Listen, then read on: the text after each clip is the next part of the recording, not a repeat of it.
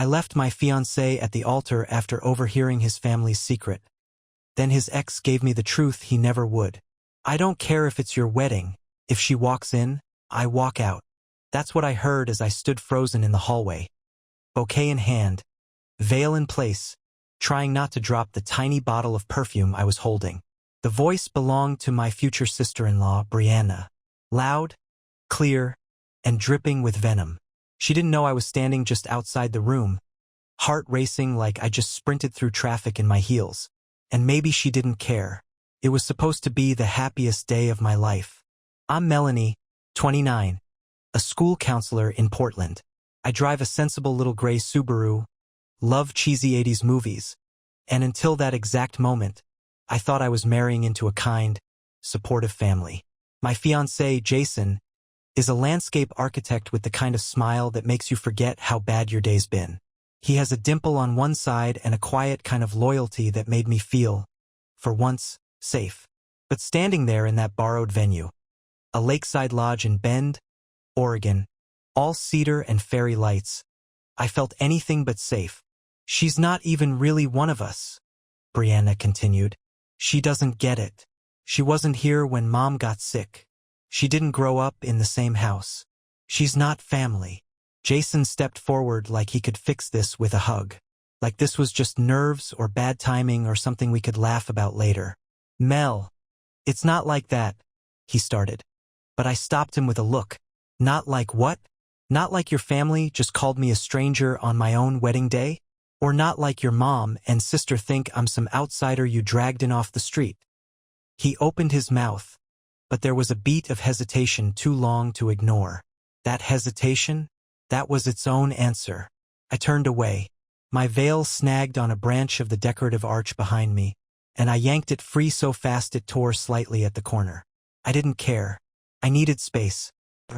I stormed out onto the deck that overlooked the lake. The late afternoon sun was golden, warm, stupidly beautiful. I hated it for being so calm when I was anything but. My best friend Liz, who was also my maid of honor, followed seconds later, her heels clacking loudly as she jogged to catch up. I heard, she said, barely out of breath. I was in the next room when it happened. I looked at her and asked the only question I could think to ask. Why didn't anyone tell me? She bit her lip. Jason begged me not to. He said he'd handle it, that he was trying to keep the peace, but that it didn't matter because he loved you. Keep the peace. I laughed, but it came out dry and brittle. Liz, they don't want me in the family. They don't even think I count. Behind us, I could hear murmurs inside. Someone had started playing the processional music like this was still going to happen. Liz reached for my hand. Do you want to go through with it? That stopped me, because up until that moment I thought I did. I thought I was marrying someone who had my back, who saw me, all of me, as family, future, forever. But now I was wondering how many other things he hadn't told me. I stood on that deck staring at the lake, trying to imagine my life if I went back inside. Walking down the aisle, smiling for photos, slipping a ring on my finger, while Jason's mom and sister looked on like I was something they had to tolerate. Starting a family with someone who couldn't even look me in the eye when it mattered most. And then I pictured something else. Something scarier but lighter. Me walking away. Not just from the wedding. From the idea that I had to beg to be accepted. That I had to earn a place in their narrative like I was auditioning for the part of acceptable daughter-in-law. I turned to Liz. Do I look like I belong here? She blinked. Mel, you're the bride. Yeah, I said. But not their kind of bride. She didn't argue. I stepped back into the venue, still wearing the dress but none of the hope I had that morning. The music was still playing, and guests were starting to look around nervously, whispering. Jason was waiting near the altar now, talking to his dad, who glanced over and immediately frowned when he saw me. Jason turned. His face lit up for half a second, then dimmed when he saw the look on mine. I walked straight down the aisle, past the guests, past the flowers and fairy lights and expectations. I stopped just short of him. You knew how they felt about me, I said quietly so only he could hear, and you let me walk into this blind. He didn't deny it, didn't say a word. so I kept going right past him. Out the side door, into the gravel lot, where Liz's tiny green Jeep sat waiting like it knew this was coming. I didn't cry until I was in the passenger seat. Liz started the engine, then paused. Where to? And that was the moment. That's when it hit me. I didn't have a plan. I had a dress, a broken engagement, and a question that haunted me as we pulled out of the lot. If they never saw me as family, why was I fighting so hard to stay? We didn't go far. Liz drove us to a nearby cabin she'd booked just in case. She never trusted Jason's family, said it gave her Stepford Wives meets Country Club Hunger Games vibes. I laughed when she said it. I'm not laughing now. She handed me sweats and a hoodie from her duffel. I peeled off the wedding dress in silence, feeling like I was shedding a skin that never really fit. The phone started buzzing before I'd even untied the last ribbon from my hair. First it was Jason. 3 calls, then a message. Please, talk to me. We can fix this. Then his mom.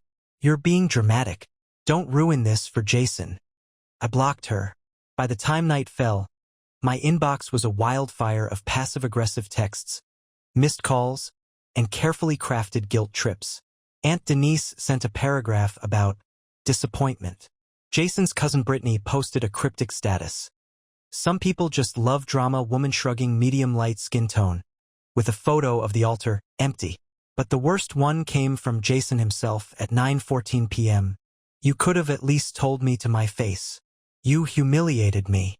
Humiliated him. As if I hadn't stood alone in the hallway listening to his family call me a mistake. Liz poured me tea and slid her phone across the table. I've got an extra toothbrush and backup vodka. Which one you want? I smiled, barely. Both. I thought it would feel like a clean break. Like I'd torn off the bandage and now all I had to do was heal. Instead, it felt like the wound was still wide open, and everyone was lining up to pour salt into it. At 10:46 p.m., I got a text that made me drop my tea. I saw what happened. I'm sorry. Can we talk? Ellie, Jason's ex. I stared at it for a long time, trying to decide whether it was real or some kind of twisted prank. Liz leaned over, squinting. Wait, Ellie? The ex he said was too intense? Yep. She whistled. Plot twist. I debated whether to respond. My brain said no, but my gut, it leaned in. And honestly, my gut's been louder lately. I texted back. Talk how? The reply came almost instantly. Coffee. Tomorrow. That weird donut place on 3rd. Noon. I don't know what possessed me to say yes, but the next day I found myself sitting across from Ellie, nursing a lukewarm cappuccino while she peeled the lid off her oat milk latte like it owed her money. You don't know me, she said, and I'm not trying to stir anything, but I know what they're like, and I thought you should know. You were never going to win. I blinked. Excuse me? Jason's family. They chew people up. If you don't fold into their mold, you're out. I didn't fold either. She reached into her bag and pulled out a manila folder. My stomach twisted. Before you freak out, she said, sliding it toward me. This isn't shady. I'm not here to hurt you. But you deserve to know the kind of stuff Jason's been covering for them. Inside the folder were printouts, screenshots, emails, even a list of guests Jason's mom had vetted from my side of the wedding list. People she crossed out with notes like, too loud, won't match decor, and doesn't photograph well. One note next to my cousin's name just said, Goth? Seriously. I felt nauseous. Ellie pointed to the bottom sheet. They've done this before. I thought I was being paranoid. But now I think they just play with people until they break. I swallowed hard. Why are you doing this? She looked at me, dead serious. Because someone should have done it for me. Another voice chimed in, Jason's mom, Denise. She's difficult, Brianna. You're not wrong. I swear something cracked inside me then. Not loudly, not like a snap. More like a quiet split that you only notice once everything starts leaking through. They didn't know I was adopted. They pretended to support it when Jason told them, like they were so evolved and loving. Turns out it was all just polite performance. A facade. My hands were shaking. The perfume bottle slipped and shattered on the hardwood floor, sending lavender and citrus everywhere. Silence followed, then footsteps. The door creaked open and there was Jason, pale, stunned, taking in the scene. "Mel," he said, eyes flicking from the broken glass to my face. I didn't speak. I just stared at him, a million things running through my mind. His family never liked me, but they were always civil, always smiling at dinner and offering me wine, always playing the part. Now I was wondering, was Jason playing too? "Did you know?" I asked. My voice came out quieter than I meant. He didn't answer. That was the worst part. I didn't go home. Instead, I took a detour to Jason's place. I still had the key. Not for revenge. Not to make a scene. Just to see. To look him in the eye, face the man who said he loved me, and find out if there was any part of this that had been real. He was there, sitting on the couch in his navy hoodie, the one I always borrowed when it got cold. When I walked in, he looked stunned, like I was a ghost walking through his living room. "You're here," he said, standing up. "Mel, Lichte. I know everything." I cut in, holding up the folder Ellie gave me. "I know what your family said about me. I know what they wrote. I know how you let it happen." His mouth opened, closed, then opened again. "I didn't want to hurt you. But you didn't protect me either." That shut him up. "You could have warned me," I said, voice low. "You could have defended me, Jason, but you didn't want to lose their approval. So you let them carve me up with a smile." He rubbed the back of his neck like he always did when he was cornered. "I thought if we got through the wedding, things would calm down." I laughed. "You were going to marry me and hope your mom magically decided I was enough?" He had no answer. Just silence and that helpless expression that made me want to scream. "I stood outside a door and heard your sister say I wasn't family," I said. "And instead of kicking her out, you adjusted your tie and walked to the altar like nothing happened." He sat down slowly. "What do you want from me?" There it was. Not "I'm sorry," not "you're right," just that. "I don't want anything," I said. "Not your ring, not your family, not a life where I have to keep shrinking just to fit in." I dropped the key on the coffee table. "Tell them whatever you want. Just don't lie and say I ran." And then I left. Not crying. Not shaking. Just done. The first apology came from an unlikely source. Denise. 2 days after I walked out of Jason's house, I got a letter. Not an email. Not a text. A handwritten note on thick stationery that smelled faintly of rose perfume. It read, "Melanie, I owe you an apology. A real one. What I said and what I allowed to be said about you was cruel. You didn't deserve that. And while I can't undo the damage, I need you to know, it was never about you. It was about control. About keeping things in a box I could understand. You didn't fit the mold because you were better than it. I hope someday you'll forgive the way we treated you. I hope Jason learns from this. Denise." I read it 3 times, sitting at Liz's kitchen table with my tea going cold. It didn't fix anything, but it cracked something open. Not because it made me trust Denise, but because, for the first time, I knew I'd left a mark. They noticed I was gone. And now people were talking. I got texts from cousins I barely knew. One said, "Wish I had your courage. They treated my wife the same way." Another just sent a heart emoji and "You're not crazy." Even Jason's dad, stoic, silent Rick, sent a message that simply said, "I didn't speak up. I should have. I'm sorry." It was surreal, like I'd triggered an avalanche by doing the one thing none of them ever dared to: leave.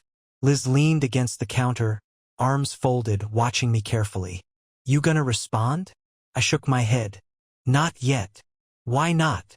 "Because they're not the ones I'm thinking about." She raised an eyebrow. "Then who?" I took a long breath, opened my phone, scrolled until I found the number I hadn't dialed in years. My mother's. The woman who raised me, who watched me leave home at 17 because I needed space from the chaos, the silence, the stuff no one ever acknowledged. I hadn't told her about the wedding, or Jason, or any of it. But suddenly, all I wanted was to hear her voice. The phone rang 5 times before a groggy voice answered. "Hello, Mom," I said, unsure why my heart suddenly felt like it was tap dancing. A beat. Then, Mel. She hadn't heard from me in over a year. Not since our last argument. One of those cold, tired fights that left too much unsaid. But right then, there was no anger in her voice. Just shock. And maybe something like hope. "I didn't expect to hear from you," she said quietly. "I didn't expect to call," I admitted. "But a lot's happened." She didn't rush me, just let the silence stretch, waiting. I told her everything. The wedding, Jason, his family, the hallway moment, how it all crumbled. I didn't even realize how much I needed to say it until the words started spilling out. And when I finally stopped, when I expected judgment or an awkward silence, she just said, "Good." That caught me off guard. "Good. You didn't marry someone who made you feel small," she said. "You didn't stay where you weren't loved. That's good." I laughed through my nose, a little stunned. "I thought you were going to say I ran away." "No," she said. "You walked away. That's different." For the first time in a long while, I didn't feel like I was floating. I felt anchored, like someone finally saw me as more than a problem to be solved. "Mel," she added after a pause, "if you want to come home for a bit, just to breathe, not to explain, I'd love that." I didn't answer right away, but I smiled. I didn't go home right away. Instead, I took a detour, back to the lodge. It was 3 days after the non-wedding. The staff had cleared the decorations. The arch was still there, stripped of flowers, just bare wood now. The lake shimmered in the background like nothing had happened. I stood there, alone, in jeans and a hoodie, right where I'd nearly married a man who let his silence speak louder than his vows ever would have. That's when I saw him, Jason. He was sitting on one of the benches, staring out at the water like he'd been doing it for hours. I don't know what made me approach. Maybe I needed to see him without the chaos. Just us. He looked up, didn't smile, just said, "You look good." I sat down next to him but didn't turn. He spoke first. "They're still mad at me. Because I left? Because I didn't stop you." I nodded slowly. "Do you wish you had?" He didn't answer for a long time. Finally, he said, "No. I wish I'd been the kind of person who didn't need you to leave to realize what I had." There it was. The truth. Not dressed up. Not defended. Just there. I stood. "You weren't a bad person, Jason. Just not my person." He looked up at me, eyes glassy. "Then who is?" I smiled, sad and warm. "Me." Then I walked away. Not out of anger. Not even regret. Just certainty. Update 3 weeks later. I'm staying at my mom's place for now. Liz visits every few days with bagels and questionable gossip. I signed up for a ceramics class, volunteered at the shelter, and I bought a small houseplant I haven't accidentally killed yet. Yesterday, I got a card in the mail. No return address. Inside it said only, "Thank you for not shrinking," and tucked inside was a pressed wildflower. I used to think love meant being chosen. Now I know it means choosing yourself first and not apologizing for it.